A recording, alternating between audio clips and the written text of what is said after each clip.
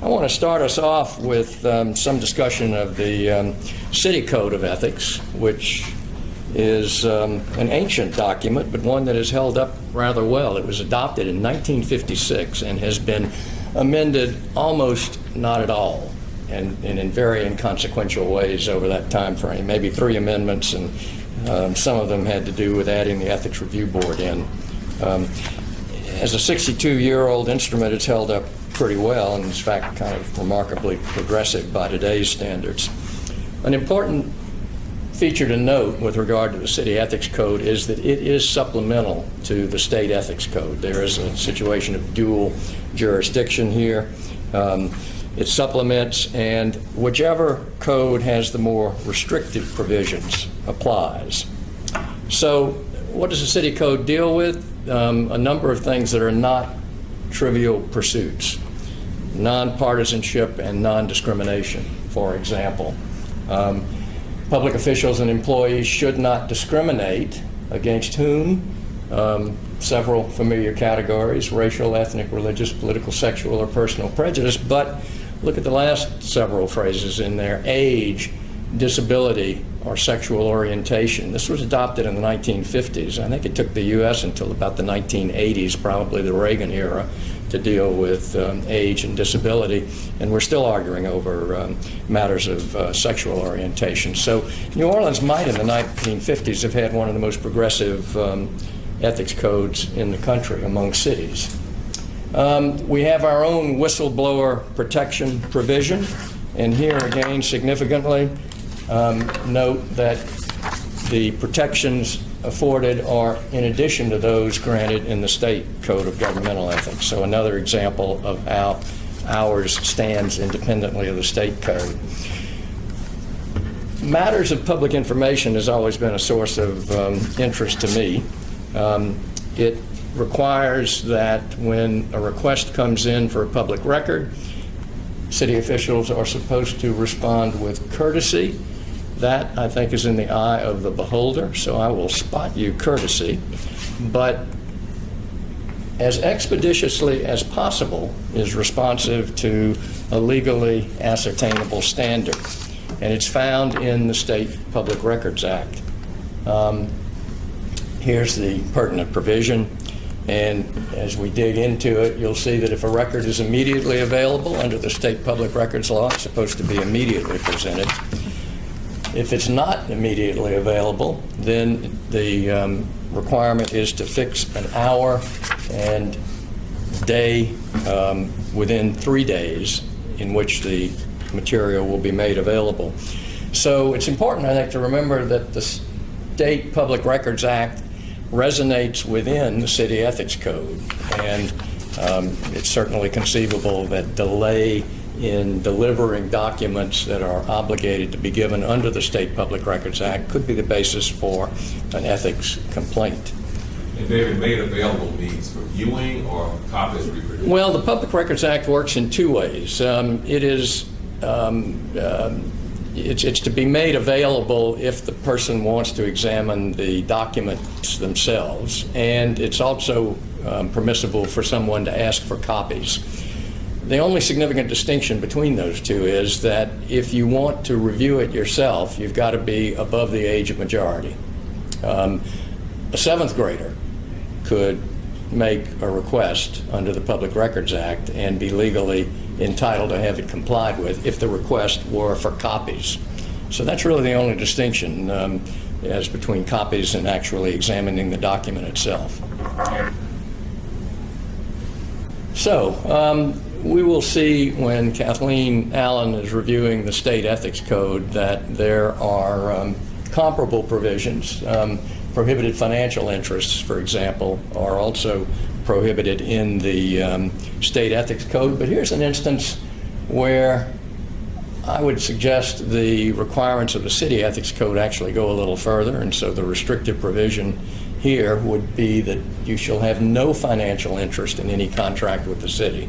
I think we'll see in the State Ethics Code that it's something in the nature of a 25% or greater interest that becomes a prohibited transaction. Leases and concessions, no lease or concession with any corporation involving the city, if you're a city public official. Interest in or borrowing from contractors, likewise prohibited. And then we get to recusal of board members. It's a lengthy provision. The pertinent language comes here near the end. In the State Ethics Code, Section 1112 requires recusal, but Section 1123.1 is an exception to that, and it allows people who are engaged in nonprofit and charitable activities to avoid the recusal obligation. This provision of the State Ethics Code was obviously passed with specific intent to require recusal of board and commission members who serve on the boards of nonprofit corporations. So even though 1123 in the State Ethics Code would be an exemption for charitable and nonprofit activity, the City Ethics Code goes further and does so explicitly and deliberately to encompass service on a charitable or nonprofit enterprise. David says the provisions of the section shall not apply to council, so that doesn't apply. That's right, but it would to board and commission members. Thank you. Yes, it's really, I think, principally pertinent to board and commission members. And, you know, Joe's raised a good point. We have full copies of both the City Ethics Code and the State Ethics Code in hard copy if you want to follow along in this presentation or the one coming. So, who enforces the City Ethics Code? The Ethics Review Board. The authority is found both in the charter and in the city code. And you'll note that one of the charter's instructions is, Kathleen, come have a seat up here. Well, good to see you. This is Kathleen Allen, who is the administrator of the State Ethics Administration. And we'll seat you there if you like, or wherever for the time being. And we've got you loaded here, so we'll get you started momentarily. So the Ethics Review Board enforces, and you'll note that the charter directs the City Council to authorize the Ethics Review Board to impose fines. And the City Code, the second provision below that, clearly contemplates that the Ethics Review Board is to have authority to impose fines. Guess what? It's never been done. It's an opportunity, I think, for the new council to fill in something that was clearly contemplated in both the charter and the city code, but hadn't been taken care of as yet. Pass an order. Something with who's on the ethics review board now? Do you have? What about it? Do you have any printouts on who's on the ethics review board? We don't have the list of who they are currently, but I can get you that. I can pull it So up. how do they- Clarice will grab it for us. 7 members. 6 of them are appointed based on nominations of 3 each from the university presidents. They're appointed by the mayor, but subject to the 3 names nominated by university presidents. And the 7th person is a free choice by the mayor. They all serve 7-year terms. They're supposed to be staggered terms.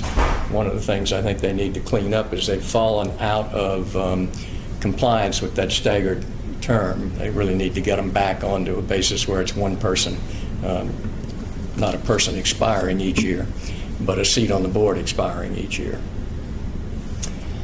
So, whoops, what have we got here? Yeah, National Best Practices Survey. You know, this ethics code, which I am very fond of, as I think I've indicated, I think it's a pretty dynamic piece of work for something that was established back in the 1950s, hasn't been updated meaningfully for more than 60 years. There is an opportunity waiting for a National Best Practices Survey to look at what's being done at other municipal ethics codes, and ultimately for the City Council, newly arrived on May the 7th, to address itself to a couple of things. One, consider passing an ordinance that would establish a schedule of fines that can be levied by the Ethics Review Board. And then secondly, consider the outcome of a best practices survey and consider a package of ordinances to update the city ethics code and make it that much more vigorous. When was the last time the Ethics Review Board actually functioned? Well, the Ethics Review Board meets, but it was kind of off the path for several years. They had adopted a point of view that they couldn't enforce anything, I think based on an erroneous assumption that the authority of the State Ethics Board was preemptive and exclusive. It's not. It's a situation where they both have jurisdiction over their own codes. And if the State Ethics Code has a more severe provision, it clearly prevails. The City Ethics Code is not a get-out-of-jail-free card. It doesn't allow you to escape the obligations of the State Ethics Code. But where the City Ethics Code has a more restrictive provision, as we indicated with regard to board and commission membership, that applies. And so the Ethics Review Board meets on a regular basis. I think the time has come when they're ready to enforce it. They've acknowledged now that they do have the enforcement authority. But it would be useful if we were able to give them the authority to impose fines, which at this point they really don't have because that piece of work has not been accomplished yet. Hi, Yvonne. Good to see you. All right. So, Kathleen, you arrived at a very timely moment. I'm going to do a little bit of an overview and then turn the lectern over to Kathleen Allen, who will take you through the State Code of Ethics. Here's my take on the State Code of Ethics. I tell my students every year it is not like the 10 Commandments, 10 simple precepts that you can hold in your mind. It's a very convoluted, detailed document. I never trust myself to give an opinion without going back and looking at the language. There's more there than you can hold in memory. The hard copy that we've distributed today is 78 pages, single-spaced. We're going to try to relate. Mike, if you could grab some hard copies, extras. I think Helena and others are looking around to see where we might get one. We're going to try to relate the practical wisdom of Kathleen's presentation to the actual provisions in the State Code of Ethics, and so I would encourage you to sort of follow along with us and track the progress of the PowerPoint presentation. One of the hugely important requirements in the State Ethics Code is Section 1102, its definitions. You'll find in the hard copy some little check marks next to provisions that are particularly pertinent. The other thing to bear in mind about the Ethics Code is that it is not a moral code. It's a financial conflicts of interest code. Think in terms of the wisdom of Deep Throat back in the Watergate. Follow the dollar. I mean, it is really, I think, in large part, all about money conflicts.